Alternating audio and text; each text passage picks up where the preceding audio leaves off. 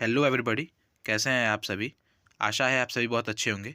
तो आज हम इस वीडियो में बात करने वाले हैं एक नए रिक्रूटमेंट के बारे में, एक नए वैकेंसी अपडेट के बारे में जो कि आ रहा है यूपीएससी की तरफ से। यूपीएससी ने एक नया वैकेंसी जारी किया है जो कि वेरियस पोस्टों के लिए है। इनमें से कुछ पोस्ट इंजीनियर्स के लिए है और कुछ पोस्ट मेडिकल में है। तो अगर आपने सिविल, इलेक्ट्रिकल, इलेक्ट्रॉनिक्स, मैकेनिकल या फिर सीएस या फिर आईटी से आपने अगर इंजीनियरिंग कर रखी है तो आप इसमें एलिजिबल होंगे। तो आप इस वीडियो को ज़रूर से एंड तक देखें। और आइए हम इस नोटिफिकेशन को बढ़िया से देखते हैं।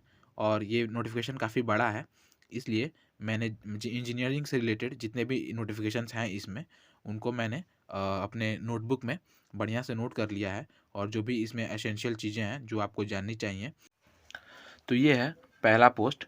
तो पहला पोस्ट जो है वो है असिस्टेंट डायरेक्टर के लिए, जो कि होगा मिनिस्ट्री ऑफ सिविल एविएशन में। और यहाँ पे जो टोटल वैकेंसी है वो काफ़ी अच्छी वैकेंसी है, 51। तो टोटल 51 वैकेंसीज हैं और असिस्टेंट डायरेक्टर पोस्ट के लिए हैं मिनिस्ट्री ऑफ सिविल एविएशन में। और यहाँ पे आप वैकेंसी डिटेल देख सकती हैं कि जो टोटल है वो 51 है।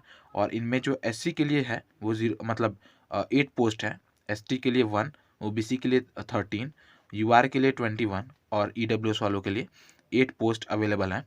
और यहाँ पे जो ग्रेड पे होने वाला है वो आपका ग्रेड पे 5400 ग्रेड पे और लेवल 11 होने वाला है।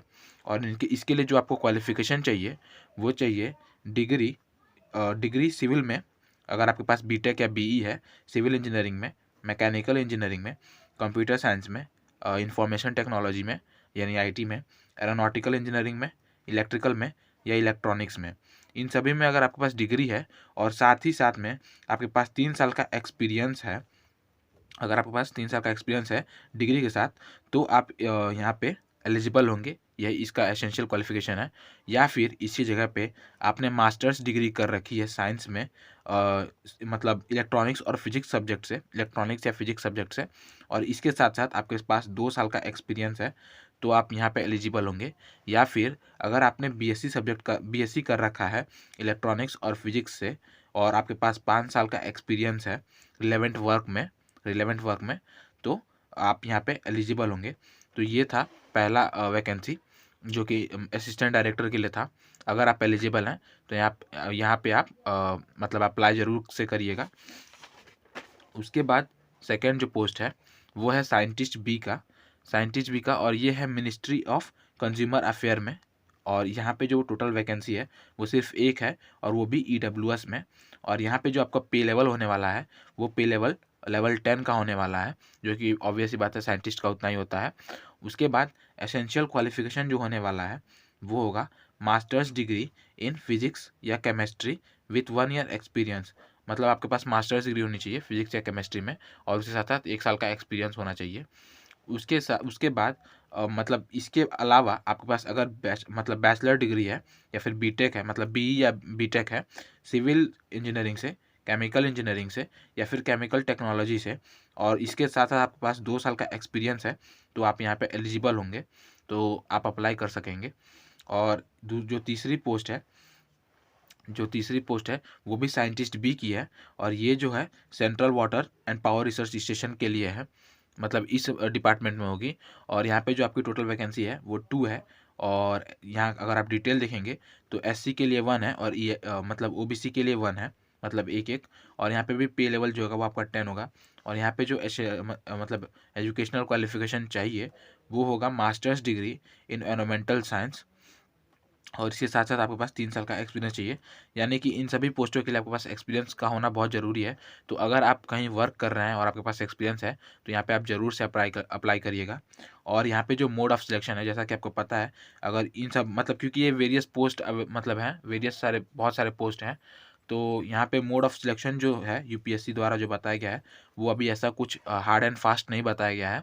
यहाँ पे सबसे जो मोड ऑफ सिलेक्शन जो बताया गया है वो इंटरव्यू बताया गया है।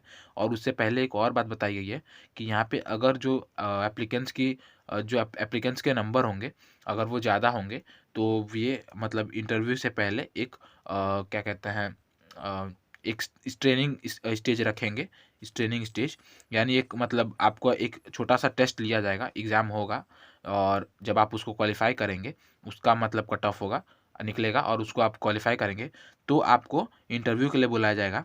और इंटरव्यू में आपका वो जो मार्क्स होगा वो कहीं भी कंसीडर नहीं किया जाएगा। मतलब कि आप ये नहीं कह सकते कि जैसे मान लीजिए अगर 100 मार्क्स का एग्ज़ाम हो रहा है और आप 90 नंबर का कट ऑफ है और आप 99 नंबर लेके आए हैं, तो भी आपको उतना ही कंसिडरेशन दिया जाएगा, आपको उतना ही चीज़ें दी जाएँगी, उतना ही मतलब प्रेफ़र किया जाएगा जितना कि जिस बच्चे का 90 मार्क्स आया होगा।